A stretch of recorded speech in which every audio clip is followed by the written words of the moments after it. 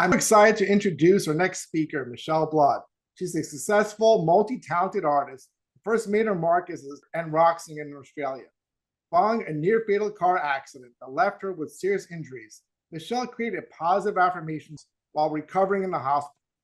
These not only helped her heal, but propelled her to worldwide success. By engaging both hemispheres of the brain, lyrics for the left and a melody for the right, her affirmations deliver positive messages directly to the subconscious mind. Today, millions around the world have downloaded her, which uplift and inspire confidence, joy, and success, healing, and abundance. Michelle, thank you so much for coming on our summit. You're welcome, Daniel. Thank you for inviting me to be here today and have a wonderful golden time together. Definitely. I wanted to start off by asking you, the theme of the summit is from self-mastery, finding your voice and purpose. Can you share with us a little bit about your journey and how it's with the theme of the summit? Well, I guess it's the theme of the summit, from silence to self-mastery, to me is more about when I went off the grid and went with a meditation teacher, and for over 10 years, well, actually nearly 14 years, to become awakened and enlightened. That to me was the most important purpose of my life, because I wasn't silent before that. I was on TV singing since I was 5 years of age, doing all school estedvits and have a rock band. And I mean, I was definitely, the only time I was silent was during the day, because as many singers will tell you, professional singers, if you're gigging every single night, you don't speak during the day at all. That's the silence to the until you're on the stage. To me, it was more of a mystical feeling, from silence to self-mastery. To me, that's what you have to do to meditate. You have to go into the silence, into the stillness, to become awakened, which is self-realization, which is self-mastery. That's what I loved about it. Everyone can read into the title of this a little different, because it covers everything. Everything. It covers from what I went through with that truck accident and being told I may never walk again after being a rock singer, and being able to dance on the stage and do crazy antics and have huge audiences and have great record companies and music videos and everything that I did, to being in that hospital. That was another point of from silence to healing, which is silence to self-mastery. When you're told that all of these things will happen, and then you find your higher self gives you a download of, and for me, it was affirmations. They didn't work, Daniel. I am healed. I know I am, because what they've found out today, which they didn't know back in the 80s, that's for sure, is that the doubting mind spits out if you don't believe it. If you're in a hospital bed, or you've lost, you've loved, or whatever distress you're going through, which is making you feel small and silent, if you can rise above that. And the affirmation music with pop music is great, because now they've discovered it goes into your subconscious mind 300 times faster, as you were saying earlier, than writing it down or saying it. And your doubting mind has no chance. It has no chance to spit it out, because, as you were saying earlier, it's the lyrics, which are the affirmations, go into the left brain, the music into the right brain. It goes straight into your subconscious mind, which is why jingles are powerful, because even if you don't care about Toyotas or Vegemite or whatever, it'll stay. Jingles will stay with you forever. If I started singing jingles with a lot of Australians about the Vegemite, everyone would be singing it, because you can't get them out of your head. And that's where you want these positive statements to be, that they are implanted into the treasury of your subconscious mind, where they get to work. And I love, Daniel, love that after all these years of me teaching and doing this, that now science is finally catching up to what the Buddha taught 2,700 years ago. It's amazing. Consciousness is real. Your thoughts do create your reality. Well, duh. It's taken the evolution of this world plane for science to finally catch up with what the enlightened ones have been teaching for thousands upon thousands of years. That's a very, very happy thing for me as a teacher. Well, you mentioned enlightenment. Can you maybe explain to the audience what exactly does that mean, and how is that different from having a moment? And how do you know when you achieves enlightenment? Is there a Well, particular well, moment it, or it, it recognition? takes it takes lifetimes after lifetimes of being with enlightened teachers or being enlightened yourself. And I went off the grid for nearly 14 years and just studied with an enlightened teacher. And I searched for 15 years for an enlightened teacher, and I couldn't find any in the world. And finally, I came to America. I couldn't believe it. I found one who was 10 years younger than me. And a moment is just your intuition is clear for a moment. You have a flash of intuition, and you know that you know that you know. Then within the marrow of your bones that you know. And what we call it as Buddhists is a satori. Having a satori is knowing that you know. It's more than it's a real, true knowing. You don't doubt it. You don't think about it. You just know that you know. And enlightenment, it's saying to a woman who's 9 months pregnant and she's just gone into labor, are you sure you're pregnant, love? You know that you know. It takes years of having many, many spiritual experiences and many kundalini up and down, going through what I call the Stargate. And it takes forever. I used to think that the only ones that were enlightened were Babaji, Yogananda, Jesus Christ, Saint Teresa of Avila. I thought it was just the olden days. I didn't know that that's what it was. I had this heart glow, and I was saying to Bob Proctor once when we were in Kuala Lumpur, because we worked together for many, many years. I love him so much, and God bless him. We were all blessed that he was on the planet as long as he was. And I said to Bob, I've got this heart glow. It feels like my heart is out of my chest. What is that? And he said, your heart chakra must be partially activated. And he said, that's very unusual to get to that point. And I said, well, I want to find who knows God. And he said, you need an enlightened teacher. He said, I had one for 3 years, Leyland. He's gone now. He left the body a long time ago. He said, you really have to start searching and speaking to your higher self, saying, this is what I want. I want an enlightened teacher. I want to have not just who's positive, who knows God, has actually had a full enlightenment. The Buddha did. And 15 years of searching. I went to Japan 23 times, India, I don't know how many times. And finally in America, I found this amazing teacher through a friend of mine. And I just couldn't believe it. I'd never, ever thought, this woman was 10 years younger than me at the time too, that I would find who knew God.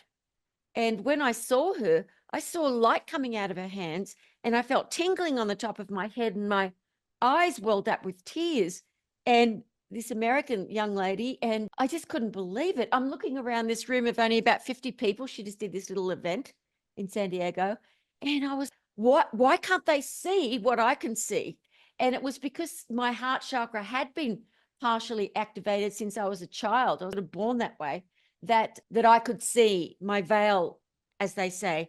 The veil was thinner for me than other people, because we have this beautiful diamond, this higher self, call it your God self, call it love, call it eternity, call it whatever you choose to, but it animates every single on the planet. Without your God self, your higher self, you wouldn't be alive. It makes you breathe. You don't have to think during the night, oh, am I going to breathe? Do I have to wake up and see if I'm breathing? No, because everything is perfectly divinely created with a divine blueprint. And that becomes clogged with emotional. People wonder why they're not attracting what they want into their lives. And it's because this is clogged. And as a teacher, mystical teacher, I teach people all the different tools and send them, transmit light to them, and do prayers. I love to pray for people, adore it. And that becomes unclogged. And then all of a sudden, people that weren't seeing the opportunities or the success, all of a sudden they can see it, they can feel it. And the opportunities and success and everything good that you could ever imagine, Daniel, is always there. People just can't feel it or see it. That diamond has to be polished up. And then your intuition guides you 100% on what to do, when to do it, on what not to do, and when not to do it. That's wonderful. Thank you so much for sharing that. And amazing. I mean, fortunate to have found such an amazing teacher, and yeah, such amazing experiences. I want to ask you, do you have any advice for people who are struggling who can't find their voice or their purpose and they feel kind of confused, they don't know what to do Oh, yeah. or to think?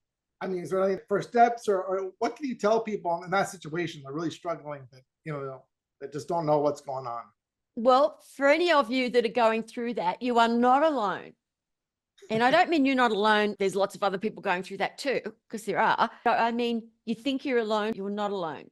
There is a divine plan for you. And we just got to polish up your diamond. And the first thing I say to people is get your environment worked. If you have a wardrobe that's filled with old clothes and it's messy, if you don't make your bed every day, if you don't wash your dishes the minute you put them in the sink, your mind becomes chaotic if you're looking at chaos. And even just the trunk of your car, as we say in Australia, the boot, it will give you a spiritual boot if you start cleaning up yourself, caring about how you look, exercising your body. If you attempt straight off the bat to go into meditation and silence, of course, listen to the affirmation music and it helps you oscillate at a faster frequency that your diamond can become clearer faster. But you have to clean up your life first, because whatever you look at, you become. And if your place is totally messy and, things aren't cleaned properly, that is you. That is how you can look at that as a mirror. That is your consciousness is in a state of chaos. Make everything as zen as possible. Even if you've got to hire one of those people that are, what do they call, declutterers. Home Those people, organizers.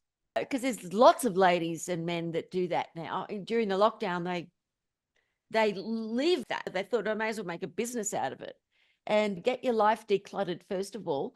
And then the next thing is, if you're in pain and you've got these fears coming up and you don't want to face them, one of the things that you could do immediately is stop complaining. Because when we complain, it simply means that we're in fear of not getting what we want, or we're in fear of losing what we already have. And people, Daniel, as you know, people don't want to look at the shadow side of themselves. They never, ever want to look at the shadow side. They'd rather watch Netflix for 10 hours than find out what they're afraid of. If you could face, and people can call it mindfulness, if you can face what you're afraid of, ask yourself, why am I complaining? Why am I being judgmental about these people? It's because you want to deter yourself from looking at yourself. You'd rather complain about or the world at hand or politics, or look at that Tom Cruise, or look at this. And, you don't know any of these people. You're going to complain about the world or politics or whatever it is because you are in fear. And if you can find out what you're afraid of, it will dissipate. The fear will dissipate. What you do for 21 days is you stop complaining. And every time you're about to start a complaint, oh my God, look at what she's wearing. Or that was rude in that restaurant, I'm not giving them a tip. If you can stop yourself halfway through and just, you knucklehead, what am I complaining about? I'm alive. I'm on this beautiful planet.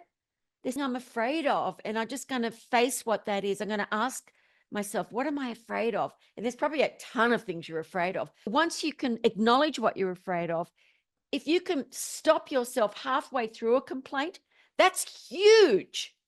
Your oscillation, your frequency will go straight up. You'll be polishing up that diamond straight away, because people don't understand how important it is to not be judgmental. And another thing that I think is really important, and do that for 21 days. When I first did this many, many moons ago, on day 20, I complained about one of the guys in the band, and I went, oh my gosh. I started again. I went right through for 21 days, and it changes your life because you realize what an asshole you've been. That's a highly mystical terminology from Australia. And you realize, oh my gosh, I'm not being nice to people. And another thing that you can do is every day, what can I do today to make else happy? Can I tithe to the Red Cross? Can I give food to who doesn't have money? Or if you don't have that extra money yourself, what can I do? Can I send a funny cat video to that to my cousin because she hasn't been feeling well. You know, compliment, do every day that will make else feel good, not in a BS way. You sincerely mean it when you give a compliment or say, and those people that work at the checkout counters, whether it's the post office or whatever, that have got to put up with people complaining all day, you say nice to them and that will make their day. Because, I mean, even when you get cold calls from salespeople, don't be rude to them. Just say, thank you very, very much. I hope you do great with your work. I just don't need that particular thing. Don't be rude and go, "Rah, rah, rah, rah, take me off your list." That's just a few things that you could do, Daniel. Thank you so much for sharing that.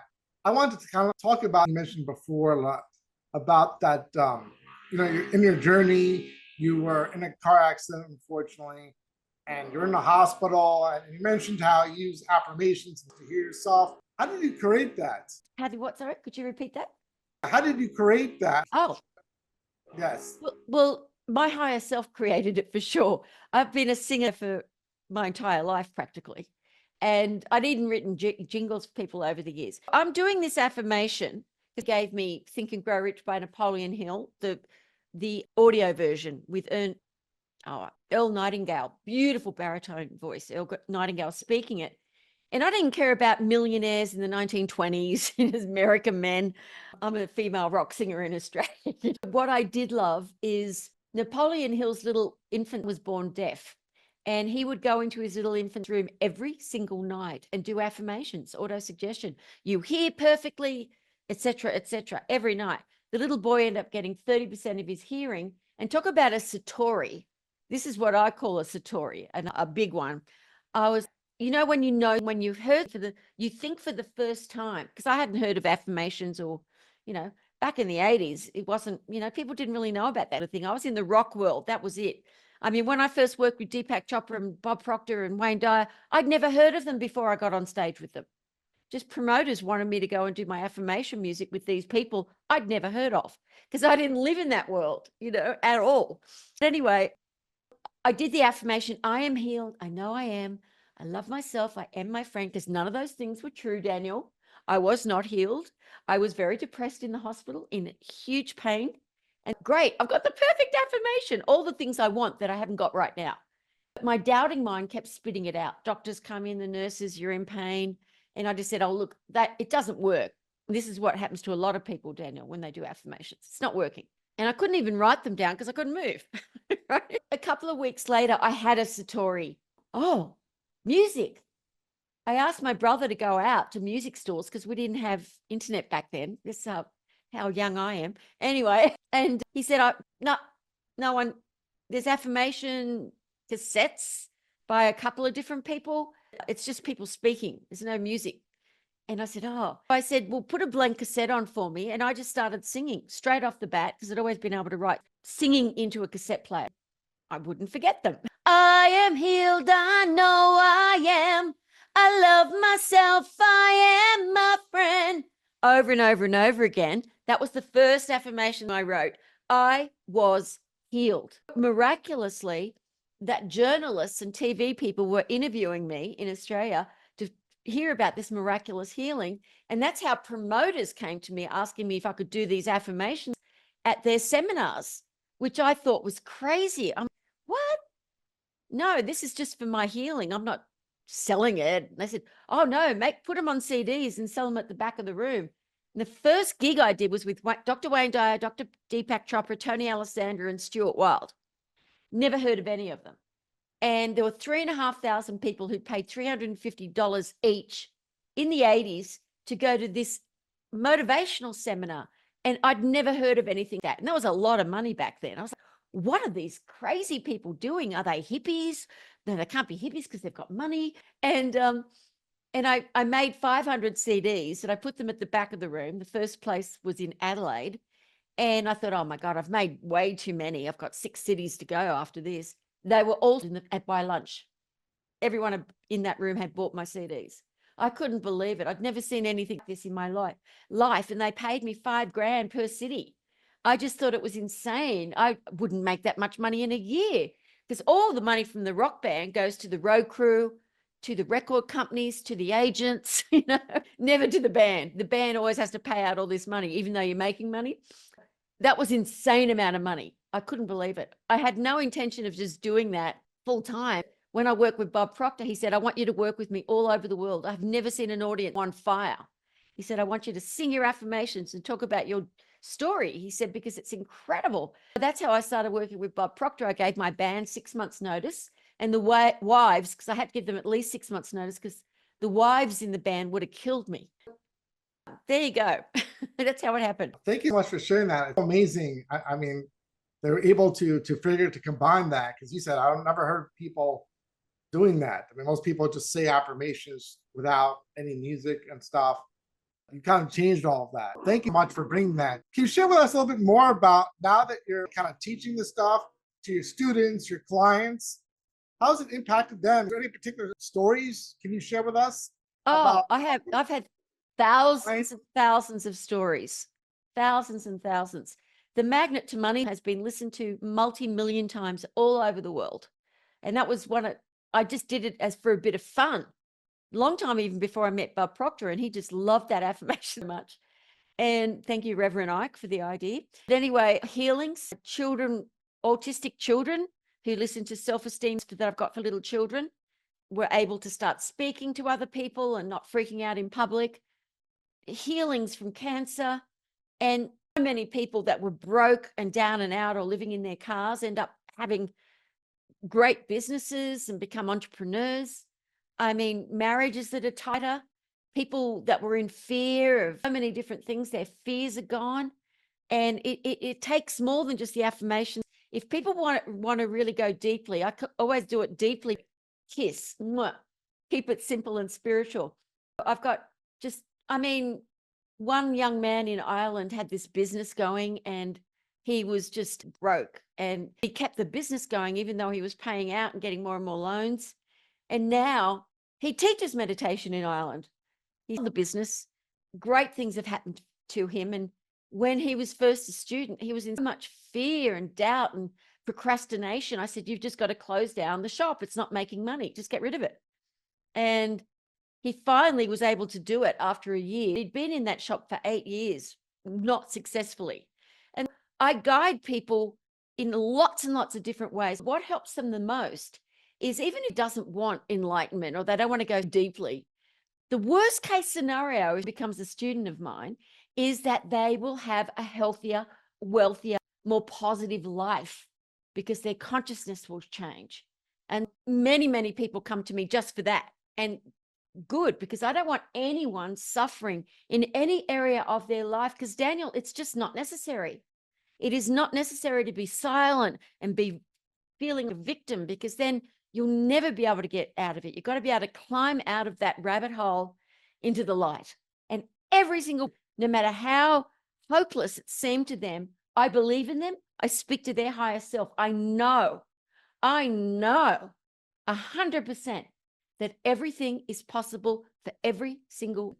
And I mean, if you go to my websites, you'll see video testimonials and, you know, from great speakers and best-selling authors to students from all over the world. I mean, some of my students don't even speak English.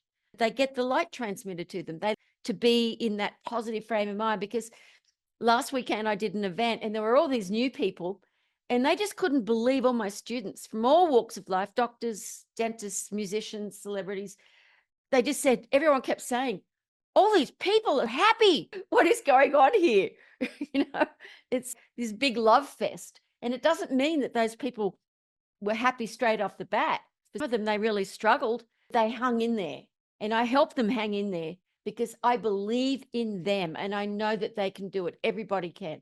And I've worked in different cultures and different languages all over the world, 26 different countries. Everybody's the same. Everybody wants to be loved, and they want to love in return, and they want to give, and they want to be thought of as a nice, and they want to get out of whatever depression they're in. Everybody is the same. It doesn't matter your religion, your culture. It really, really doesn't matter. We're all beautiful spirits having this human experience. Thank you so much for sharing that. As wants to work with you, what type of services, programs do you offer? Or maybe you could tell us a little bit about your books? Well, if people go to themysticalexperience.com, that is where people can come on and become a student straight away. And for very little money, it's not expensive at all. And if they want to go deeper, that's what I suggest for anybody who wants to immediately just get, have their hand held and just let's do this, Michelle. And that would be what I do. What I'm doing for all the people on the summit today, for everybody out there, is the audio book, which is just right behind me, The Magic of Affirmation Power. I redid it about 3 years ago and added lots and lots of affirmations and everything. And you're going to get that for free today. And I think it's about $40 normally. It's a beautiful program that you can just listen to. And you just have to go to Michelle Blood, Michele, Blood, just one L in Michelle, BLOOD. It's not a punk name. It's my father's. It's Irish, / self-mastery. And you will get that audio book for free. And that's what I would suggest, those two things, because at least then you'll have an experience of what it is that I'm teaching in a very, very simple way that can help you get out of that rabbit hole straight away. Well, thank you much, Michelle, for all of this, and definitely for the gift. I'm sure a lot of people in the audience will be really interested. Was there anything final message to mention to our audience before we end our segment today? Well, if someone wants to go deeply into meditation and they've never done it before, or if they've done it, they're getting a bit lazy with it, my new book, Stop Thought, over 14 years of study and teachings into this book. And not many teachers will tell you about the depth of enlightenment and what you go through and what the experiences are and how you got there. And I talk about my teacher and everything that I ever wanted to know as a student. I put in one book, Stop Thought by Michelle Blood. That's just been released. So I highly recommend that. You can get that at Amazon or anywhere. Oh, Michelle, I really enjoyed this conversation. Again, thank you much for coming on the summit. Unfortunately, we're kind of coming to the end here. Thank you for everything. I learned much. It's inspiring to be, with you right today. Thank you again for everything. Thank you, Daniel, and everyone out there. You are loved. You can do this. Yes, you can.